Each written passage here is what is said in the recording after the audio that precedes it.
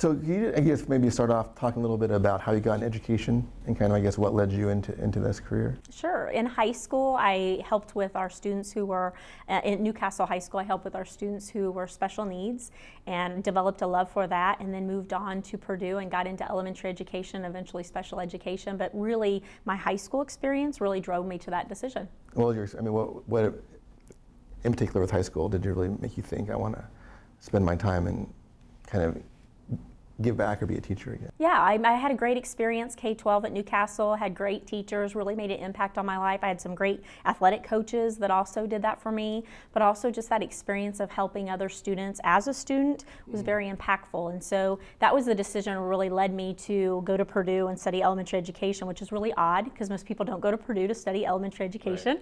Right. But I'd always beloved Purdue, and so I knew I was going to go to Purdue, and that was my interest, so that's what I ended up studying. And so special ed, is that something you wanted to do before?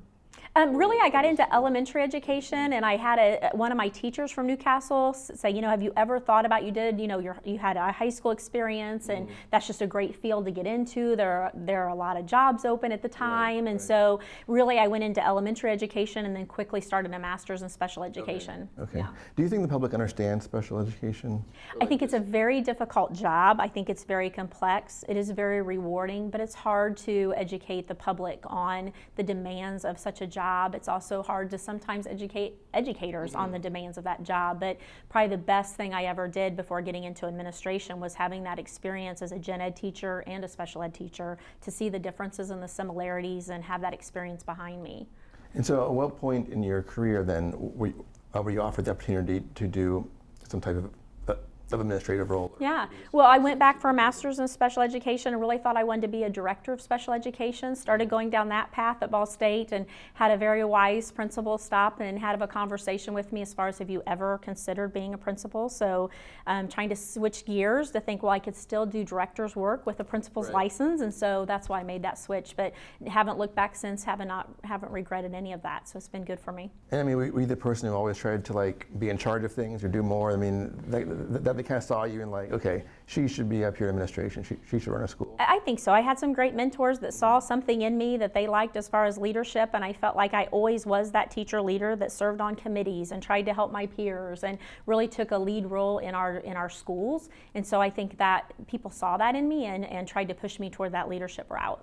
And then at what point then did you think about going further than that for the superintendent's office? Well, I was a principal then, and I had another superintendent come to me and say, have you ever considered a superintendent's license? And so same thing basically happened. I went in to get my superintendent license, went for an EDS track and accomplished that while I was an assistant superintendent, and then kept going for my PhD and became a superintendent of Yorktown Schools, which I'm in my 7th year in that role. And looking back, what do you say, I guess, is the biggest challenge as a principal, just trying to manage a school, manage a superintendent, and then manage everything else that's going on around? Yeah, well, for me personally, I was always a secondary teacher. So I taught language arts and then secondary special education. And so then I went to become an elementary principal. So that whole change and just the needs of our students and the demands of the families was very different. But it gave me a true appreciation for those early years, a strong foundation, making sure that students are prepared for that next step into secondary. But it was a good transition for me. But again, I think that experience as a secondary teacher really helped me see the end result and backward build. So that served me well. And superintendent, was there any kind of challenges you faced at Yorktown in the past few years? I mean, looking kind of at at all the stats, you're an A school. You've seen an increase in ISTEP scores. Enrollment seems pretty steady, growing. I mean, what would you say is the biggest challenge you faced, or is it just trying to keep things as they are? When we're in a high-performing district, the demands from our community are very high as well, and so we want to maintain that, and that's hard. Growing is hard, but maintaining excellence is a very difficult task, and so how to always push that rigor, how to always keep our staff up to the expectations we need to be, that is a challenge, but that's a challenge for myself as well. If I'm going to expect that out of our staff, I need to expect that of myself. So it's been challenging the last few years. I mean, they're just, obviously in Indiana, we've had so many changes, some good, some problematic, and so trying to stay up on those changes while keeping focused on what is our end result, and that obviously is students and opportunities and their performance would be, keeping our eye on that prize to make sure that we do stay focused and move forward. How do you manage, I guess, your teachers and your principals when you do have changes in standards? We go to Common Core, then we go back, and then it's similar. The tests, ISTEP changes a little bit, and then it drastically changes. I mean, how do you communicate to them to kind of make sure you support them, but also, follow what the new policies are, and even how they may impact you negatively? Yeah, and right now the way it comes from the state can be problematic as far as the communication. So trying to streamline that before it gets to the building level or the classroom is my job. So trying to make sense of sometimes the nonsensical is what we're trying to do. But also with the changes of standard, with the changes that came in assessment, always trying to make sure that we are communicating with teachers and they know the expectations. We try to find the resources and tools so that they are successful. That's our job, to be supportive and have guidance for the district so they can get the job done. The classroom is a very difficult place to be, and it's a very difficult job. So whatever I can do to support and guide, that's what my charge is. And these different, I've heard from different districts and superintendents about the communication problems from the Department of Education. Could you, I guess, give an example of what these are, or things that have made your job difficult or difficult for the principals? And whether the intentions were good, I don't have any comment on that end of it, because I'm sure the intentions of communication are always good. Right. But as far as at the district level, when it's splintered or it's not timely, or you can't make, really, you're trying to manage what it's even saying and telling us to do, it has become very difficult. So getting that streamlined, making sure it's clear, making sure people understand the back side of that communication will be critical. But I think that's very doable, but it's going to take a big effort from the department's side. And so, in terms of ISTEP, what would you want to see? What happened, I guess, last year? Was that a problematic issue? Were information given late, or? Well, first of all, the instructional and curriculum instructional resources, those were not timely. So we need to make sure when the department is providing our educators with resources and tools to help us be successful on those assessments, we need those so that they are timely, that they're meaningful, that they're manageable. So often we get those in December when the test is right around the corner and we've been in school for a semester. Right. So that becomes a problem. Also offering two different modes, whether it's paper, pencil, or online, that has created issues because, a lot of times we start online and we switch over to paper, pencil, and at times last year we gave the same section of the test to the same students, different mode of testing. So that became an issue. And then getting the results back late is always a concern, as far as what are we going to do with them? Are they, at that point, do they mean much to the school? And so there are just a whole lot of issues that we've had, not just last year, but really for the last 3 years. Those have been a big problem.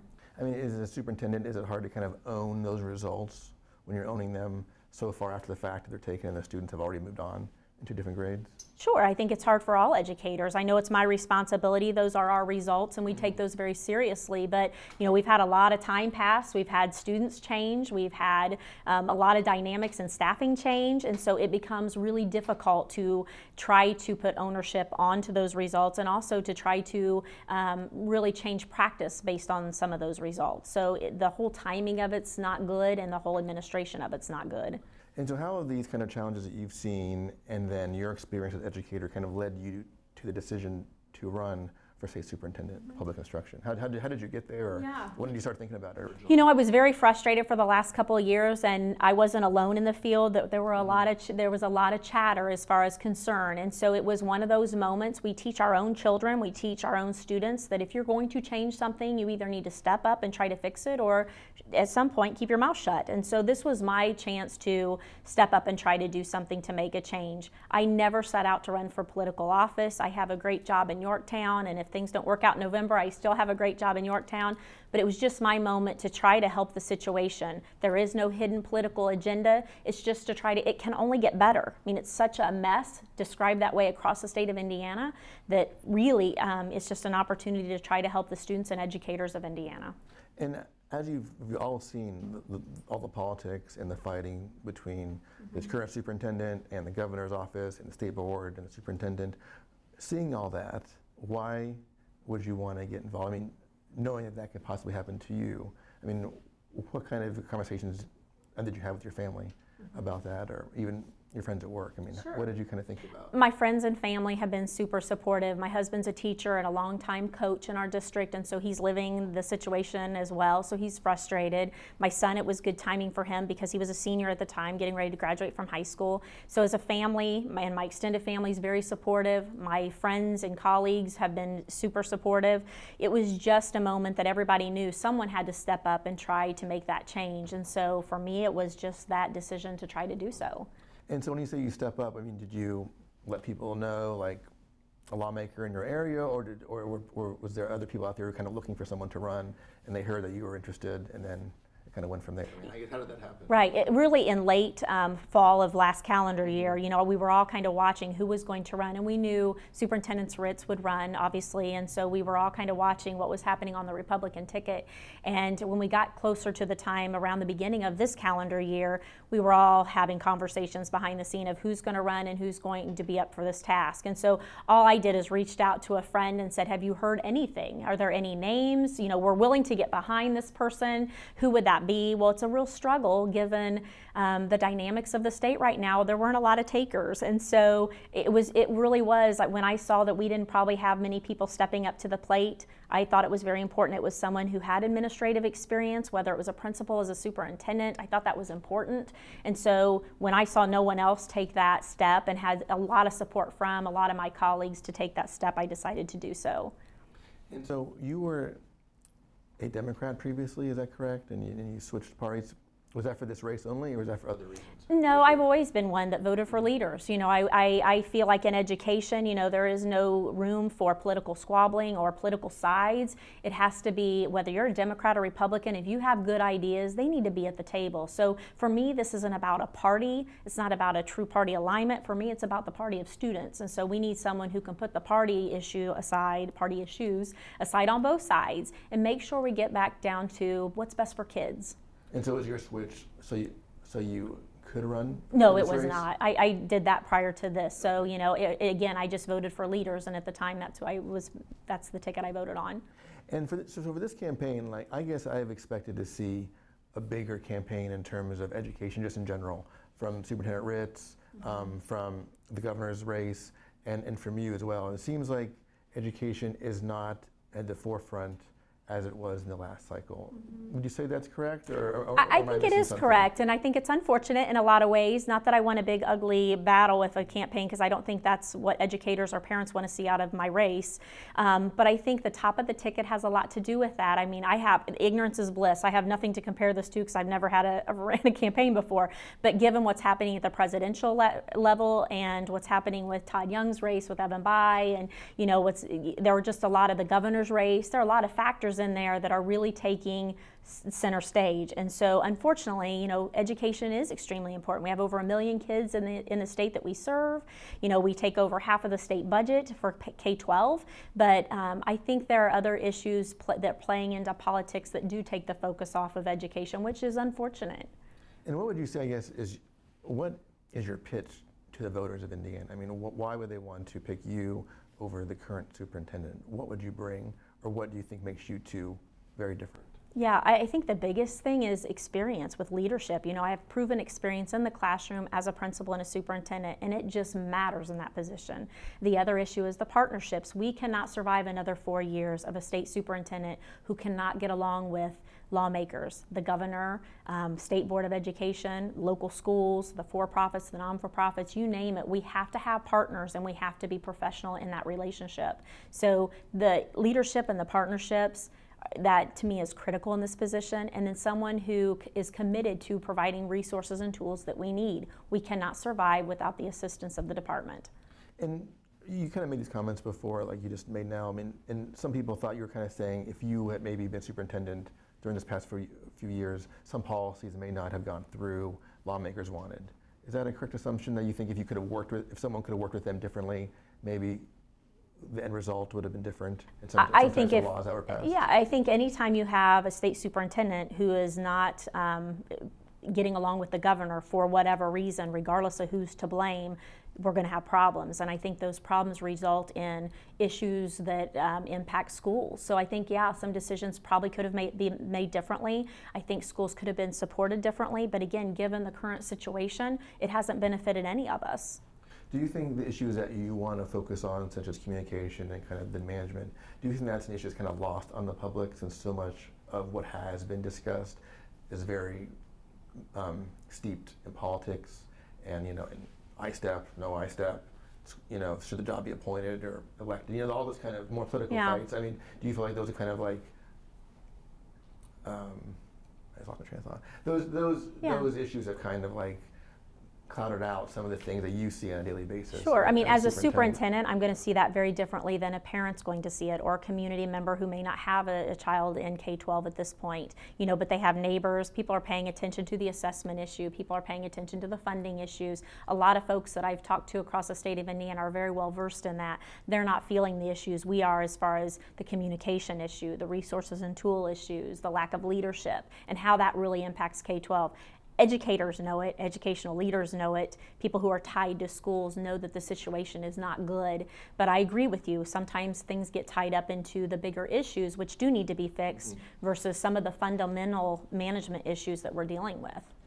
And would you envision the Department of Education as a department of service or compliance for school districts? Oh, I think it's both. I think it's important that the department take on a role of both of those things. And do you think the service is what needs to be fixed right now, or compliant? I mean, both of those. Do you think both of those areas are broken right now? Yes, I think the department is broken on many different levels right now. So attending to both of those areas will be vital. And everybody always asks, "What are your priorities?" Out of the gate. Let's say you get elected. What are your priorities? The priorities got to be right away is rebuilding and repairing those relationships so we can move forward to provide services to make sure that we are helping with the compliance issues. We have to have that leadership to get those things done. But I see the department as both. And in terms of, you talk about rebuilding relationships, I mean, have you been reaching out to people on the other side of the aisle? Sure. Sure. Lawmakers, and for me, again, it's not about political parties. So I've had relationships with a lot of people from both sides of the aisle, per se. And so I've continued those conversations. I've continued those relationships. For me, one of the most important pieces will be someone who could develop and build the capacity at the Department of Education to really make sure that that Department of Education is what it needs to be. And that's going to take people from both sides of the aisle. So, I'm, again, not about, just a strict party alignment to get things done. This has got to be about students. And what other areas would you say you and the superintendent differ on, besides the area of leadership, like you just said? Yeah, there are some areas with the assessment piece. I know the review panel's looking at that. I know some of the issues that Superintendent Ritz has brought up. I hope that they really pay attention to the broadband capacity and access to devices. So if they do go that route as a panel, that they take a look at that. Just the approach to that were very different, and I would have all the pros and the cons and what will work and won't work before I went into a decision like that. Preschool's a perfect example where I'm hearing a lot of let's roll it out and hope for the best. After speaking to preschool folks, a lot of people are saying that is not smart. We need to look at the credentialing, we need to look at facilities, we need to look at our staffing and make sure we are at capacity to roll it out and be successful. My charge is to look at our most at-risk, service them first, and then good long-term goal for Indiana would be universal pre-K. But let's do it in a smart manner. I think our approach to things is just very different. I'm more of a planner. I'm more of a, you gotta look at the unintended consequences. I feel like right now that's not what Indiana's doing. We're just rolling things out and hoping for the best. But some of that goes back to if you don't have the experience as a superintendent or as a building level administrator, sometimes you don't understand the impact that that's gonna have on districts. So in terms of pre-K, that's something that you are in favor of universally, if it can be done in long-term, in a long-term way. Mm-hmm. Now, have you spoke to lawmakers who are against that? I know there's some who don't think that that should be paid for, that the state should get involved in that. There are some, and my concern is if there's no plan to fund it outside of K-12, I'm very concerned. So what I don't want to happen is even servicing our most at risk at the expense of having 40 kids in first grade doesn't make a lot of sense. So how do we, again, that goes back to rolling it out in a smart manner versus just rolling it out and hoping for the best. Where do those funds come from and how do you maintain it? That is not an expensive program, and obviously Indiana would have to really be dedicated to that, whether that's through finding federal funds and local funds and every state funds and everything in between. But we need to be smart about it so that if we do get to that point, that it is successful.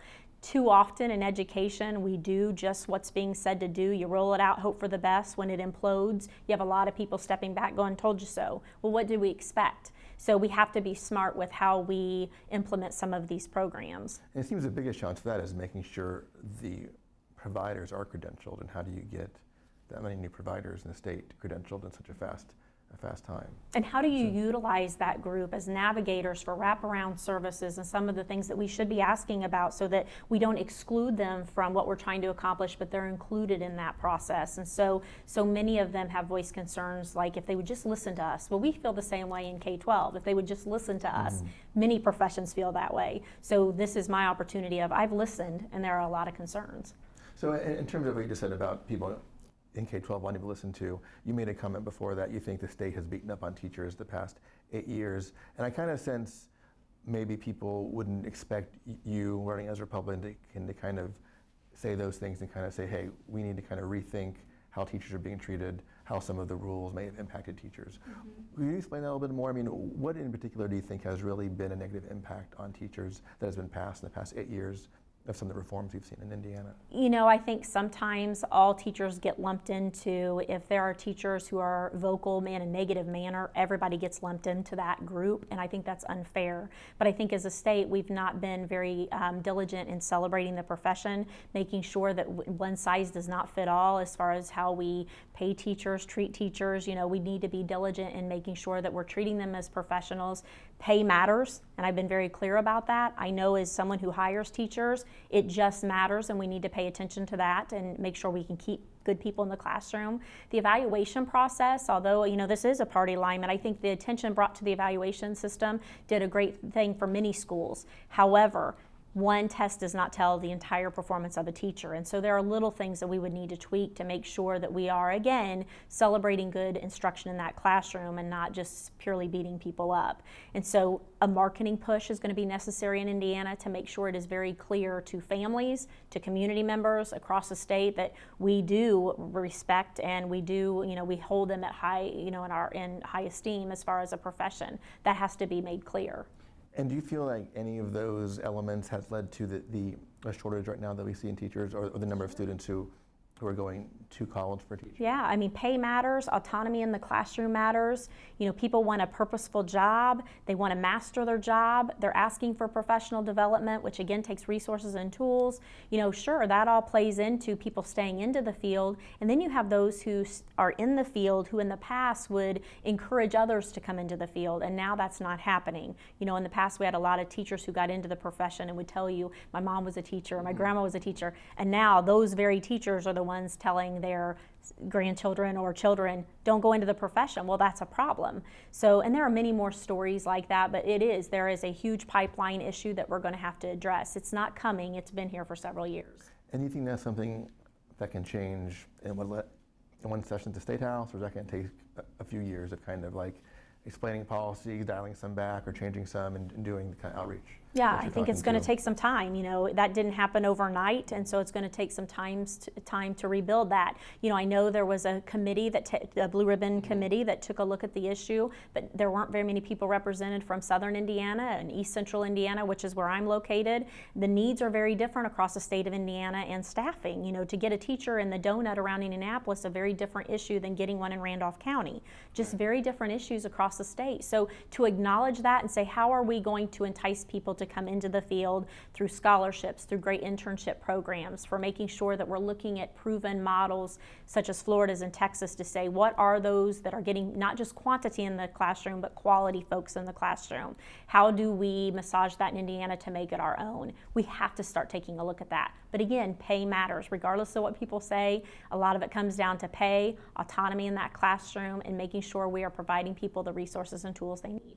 And you talk about pay, are you envisioning some kind of budget increase statewide that would provide more money for schools to pay teachers, or some type a bonus program within the evaluation system, do you think? Obviously, many schools are hurting across the state of Indiana, so to make sure that that funding is adequate to pay staffing is going to take a tuition support increase, but it goes beyond that. It goes into, let's look at the circuit breaker, let's look at TIF districts, let's look at the complexity index, CTE funding, special ed funding. I mean, it's much broader than just one faction, and so we need to take a look at that holistically as far as budgeting. But yes, it's going to take funds. The other part is that flexibility at the bargaining table is so helpful for many districts to say, what do we need to do? How do we get that accomplished?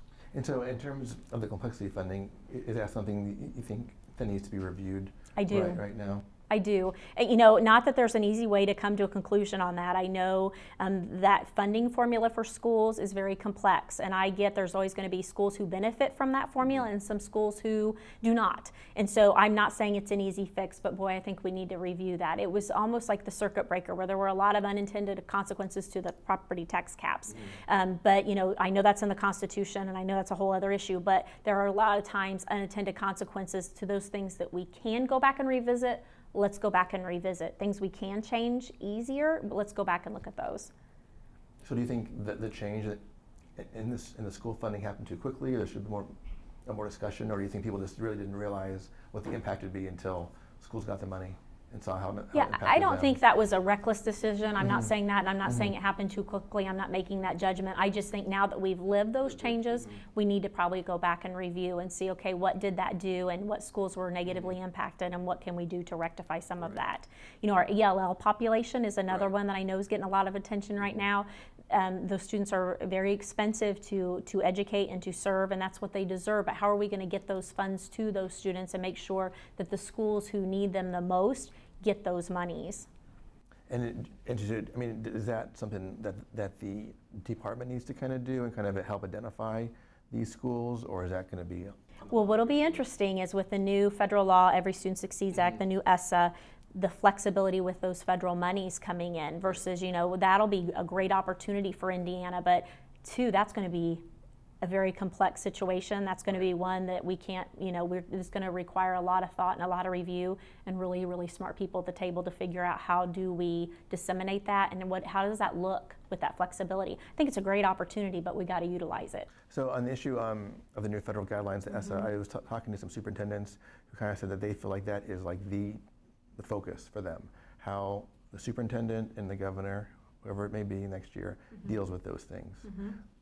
What's your take on that in terms of how would you envision working with the board, lawmakers to kind of set some of those standards? I think a lot of superintendents have looked at the A to F panel, the switchover standards, you know, the high school diplomas, and kind of seeing all those things not work out how they hoped, or maybe take too long, or there not be good answers. What would you do to kind of make that process work and kind of get everyone's input? Yeah, I think the streamlining the decision-making process is huge. That means we have to really, really do our homework prior to getting into open dialogue, making sure that we're looking at every option that we possibly can, but having a lot of input from the field, but just really being purposeful in doing our homework prior to making those decisions. Those decisions aren't easy. I would argue that review panel right now for ISTEP is one of the most important panels we've had in some time, but I can't imagine having a conversation about assessment without accountability tied to it, and that's what we're doing. And so those are some of the things that I really think how we approach it causes some issue. So getting back to just being smart in our decision-making process and our decision and how we approach those things to come up with those conclusions. I do not believe in surprises for boards, whether that be the State Board of Education or our lawmakers. I do not operate like that with my local board, or I would be fired. So I don't agree that that should be happening at the state level either. I think transparent, open communication is vital, making sure that thoughts are being heard, but also that we're being really smart on what we are presenting to those people before we're making those decisions. It's going to take research, it's going to take evidence base. That's how we roll at the local level, and that's what needs to happen at the state level. So if you were trying to figure out how the flexibility funding would work based on federal guidelines, you'd want to kind of bring a bunch of people together, some teams behind closed doors, get some options together before you brought those out. Sure. And gave them to a committee or gave them to lawmakers. Sure, and we've got great professional organizations, and we need to have a collective voice. We need to really start working together purposefully and on an ongoing basis, not just for the purpose of checking a box off. And I know some of them do meet on an ongoing basis, but really making sure it's more of a collective effort. To meet in isolation doesn't help any of us. But just there are some really great members out there in those organizations who are really, really smart people who could be really utilized more so than they're being now. But we've got to bring them to the table to work some of that out. And so would you agree that figuring out the new federal guidelines and how Indiana is going to use those is a huge issue It's a for huge issue. superintendents right now? It's a huge issue, but also there are other states trying to figure it out as well, and how can we be really good partners with other states? There are some states that are really, what I would say, really ahead of us in some respects as far as a tentative plan. I think Indiana's a little bit behind in that regard, but again, that goes back to leadership. But why are we not using our partners across the nation to help us with some of these decisions? Because it is complex. I want to mention this, or go through a few issues just to get, I know you've discussed these before, but the A to F grades, Sure. You are looking at having it be not one single grade, but possibly a report card style that a school would have. Could you explain, I guess, what you envision that would look and how that would help? Well, currently we give a district and schools one letter grade, and so I would argue there are a lot of A schools that could use some work, and there are a lot of C schools that are doing some dynamic things. But when you label one grade, what does that really tell you about a school or a district? So why not make that multifaceted? We don't give a student a report card and say, hey, you're a C, or hey, you're a B. What does that tell a parent? What's that tell the student? So breaking that down into a more multifaceted approach. How did we do in proficiency? How did we do in growth? How are we doing on attendance rates? How are we doing with graduation? Looking at it holistically so people have a better understanding of what we're doing well and what we need work in. We all know we need to improve, but when you just slap one letter grade on, it really is not a true representation of that building or that district.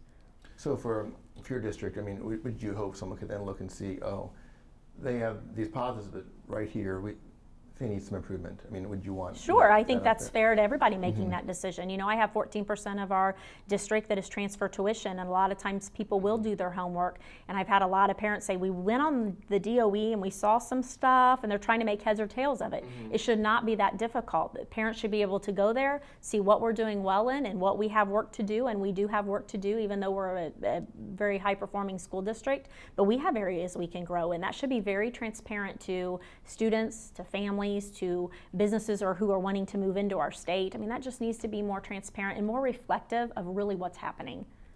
And on the issue of school choice, is that something that you see should be expanded, or do you think right now Indiana has hit a kind of point where it should wait and see how school choice works in terms of the finances and the academics? Yeah, and I've been open from the beginning that I think there is power in parents deciding where their child goes to school. So for me, my child went to Yorktown. It was a great fit, but if it wasn't, I would have sought another solution. I am a firm believer that that's important for the success of students and for the success of families. My concern is when that money pulls away from K-12, that's where we all get a little nervous. So why not appropriate that separately? I know the state superintendent isn't the sole person who makes that decision whether to expand or to halt that program or to maintain it as is. I understand that our current state superintendent could not do that either. But for our lawmakers, hopefully reviewing those programs, did they accomplish what we wanted to accomplish? Are the results there that support that funding of the programs? But I would say that's true of any program that is involving K-12 dollars. But I would like to see that appropriated separately, just because I know how much of a struggle many of our K-12 schools are having. And so any funds that pull away from that, it causes more struggle for some of our schools. And on the issue of vouchers, is that something that you would favor an expansion of, or do you think that's also? Well, that's the same. Together, yeah, together. Okay. Yeah. I would give the same answer for the voucher program. For the accountability, do you think the accountability is right now for choice schools in terms of charter schools and voucher schools? I think the accountability should be consistent. So, if schools are receiving K-12 dollars, that accountability system should be consistent. And would that go for the virtual schools and physical schools? Yes. Sort of Yeah. Okay. Which I know every school's different, but I also know too we're all held to high standards. The goal of Indiana is to move our students forward so they are competitive when they leave us. That means we all need to be held accountable. Since you are running on the Republican ticket, and that's kind of been the party who has pushed school choice, do you have a sense that some people in the party kind of feel like they've done enough right now they can't kind of expand it anymore because there has been some pushback, or because people maybe aren't sure how the money does impact their neighborhood schools or impacts the districts, or? You know, I'm not having that conversation. I don't know if that's the folks who are pushing that agenda, if that's how they feel. I don't know. I can't speak for them. I just know as a public school superintendent, and from the public school superintendents, you know, the view of the concern about the money, the funding issue. But as far as those folks who are making that decision, I'm not sure where they're going to go with that. I mean, that would be a question for them. So the superintendent job, do you think it should be elected or appointed? You know, when I got into this in January, I would have said, you know, it's got to be elected. And that's where I was at that time. I think now that I've learned what I've learned, understood the players a little better, understood what was at risk, I think an appointed position isn't a bad idea. People say, but who does the appointing? And so I think that's the big question of who would the appointer be. So, but I do understand how that becomes problematic at times, because look at our current situation where we have a state superintendent and a governor who just are struggling with each other. That's a problem for all of us in the trenches. But, you know, so I see both sides of it, but my answer has changed over the last 10 months. And so if you did win, would you be okay if you were only in that position for one term? Well, I think that would take conversation. You know, once I got into that, I'm not opposed to that or saying that's exactly what I want to do at this time, but I think it would be worth a review. Mm-hmm. And then in terms of the State Board of Education, what do you think the superintendent's role should be on the state board? Well, you know, I know Indiana puts a lot of emphasis, the discussion, because of our current state superintendent, has become on who chairs that committee. You know, only one of 2 states in the nation worry about that with the state superintendent. So I'm of the belief that if you have a functioning board, that it shouldn't matter who chairs it. Now, should the state superintendent be at the table? Absolutely. But if you have a functioning board and things are transparent and you're productive, I just don't think that's an argument that right now should be a priority for all of us. There are too many other things that we need to get figured out. And from your perspective, from the outside of this, do you think the current setup of the board, having its own staff, its own office, working with the department, is the right way to go forward? Or do you think that can create problems no matter who is in charge of the DOE? I think there's probably pros and cons to it, but until I haven't lived that, but I think it would be good to review that and see what are those pros and cons, what issues does that create, and how can we benefit from that. But I don't have all the answers to that. Obviously, I've not been in that role yet. And so in terms of the campaign, I've kind of been surprised that there haven't been any ads kind of focused on the politics between Superintendent Ritz and Governor Pence. What's your have you not wanted to do that? Have you told people or let it be known that you weren't in negative advertising? Mm-hmm. Are we going to see those still this month? What's your take? I think a lot of people kind of expected this race to have a lot of back and forth and negativeness to it based on what we've seen happen in the state the past few years. Where I struggle, which goes back to I might not be the best campaigner in the world, but where I struggle is I teach kids every day and our staff members as far as being civil, being cordial, being good citizens, you know, making sure we're getting along, not being a bully. You know, we teach that every day. And so why would I practice and model anything differently? So I know that's not real popular right now amongst what's happening in the ads, and they're very, I think, inappropriate, and I get tired of it. But it comes a little different when you're running for state superintendent and when you suspend and expel kids for some of those very things that people would do in the ad, it becomes very problematic for me personally. And so I'm going to continue to practice what I preach and take the high road. And then for the campaign, how often would you say that you're out actively campaigning? Are you going out once a week or across the state?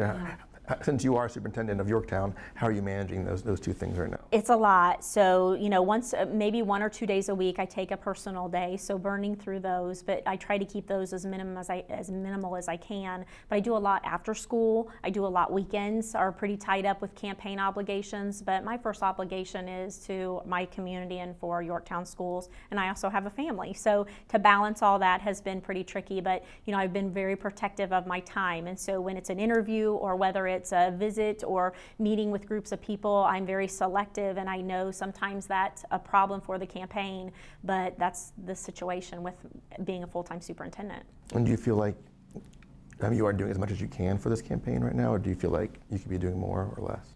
I think I'm doing as much as I can given the situation. It would be great to take a leave and really go at it as hard as I can go at it, but that's not realistic for me and it's not fair to the district. So given our current situation, I feel like I've put a lot into the campaign, and any free time I try to give to the campaign. And so, but there's a downside to having a full-time superintendent run for this race.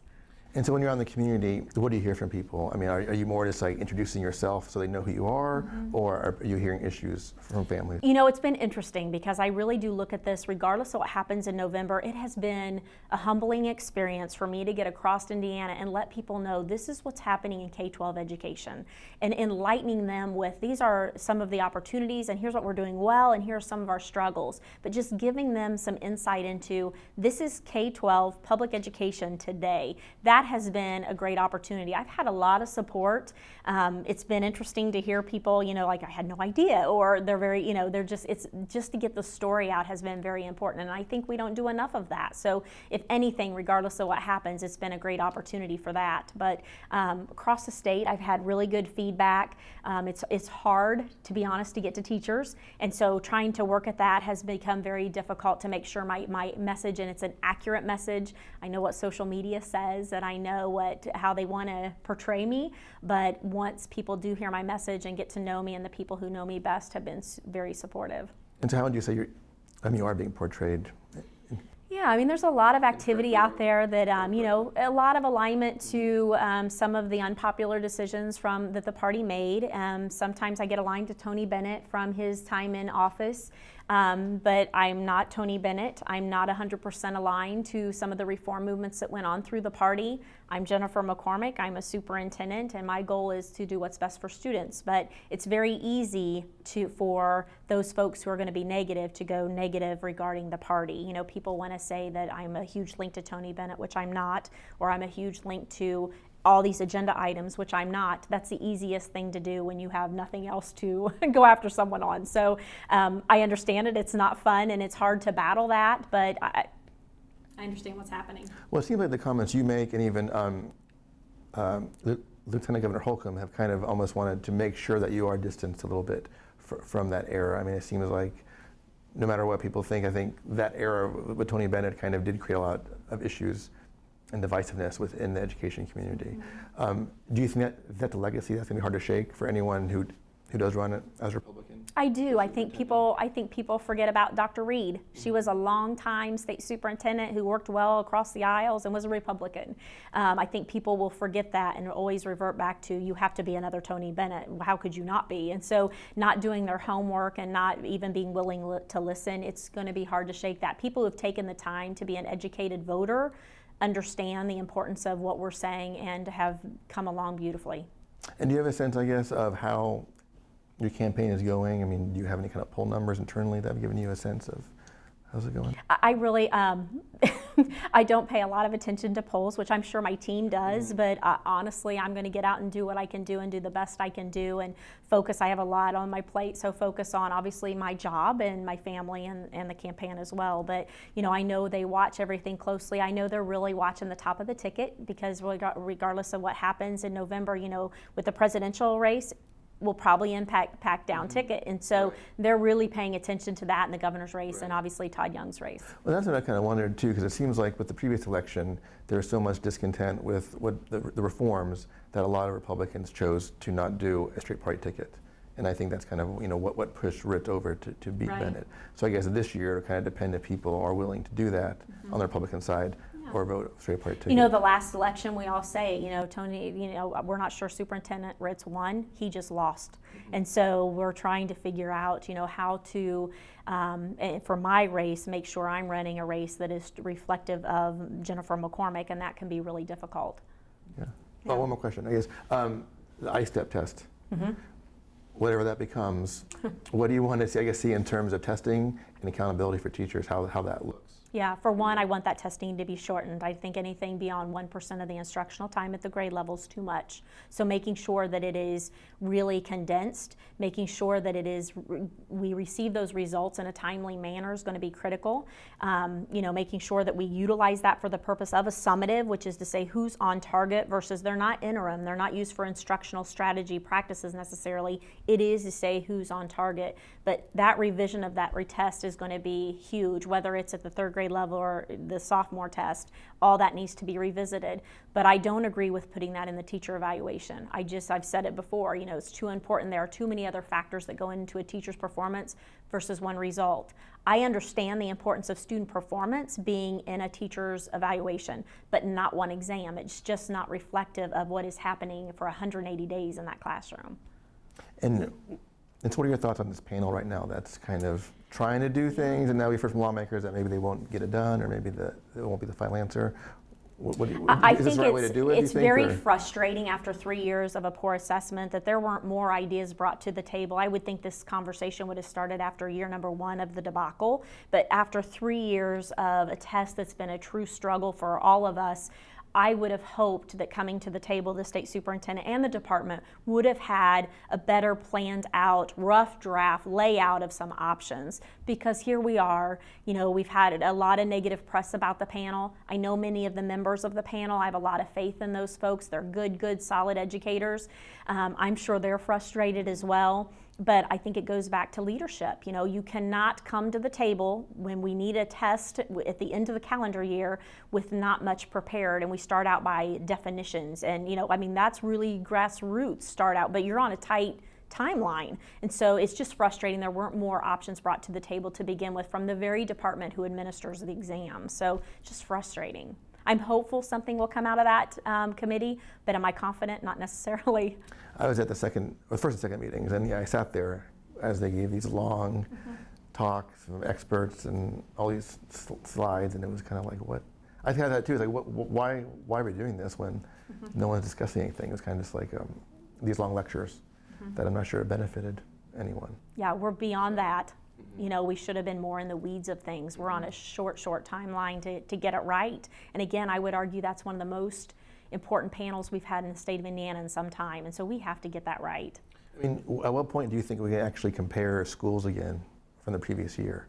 I mean, is that something that you would feel comfortable doing now with the scores that you've seen so far compared to last year? No, we're really going to struggle. I mean, there's no, in my opinion, we're going to have to figure out what to do with those sophomore scores because those cannot be in the mix of performance for schools. I mean, they're obviously not reflective of student performance, but also it goes back to we've had such a modality issue with paper, pencil, and computer.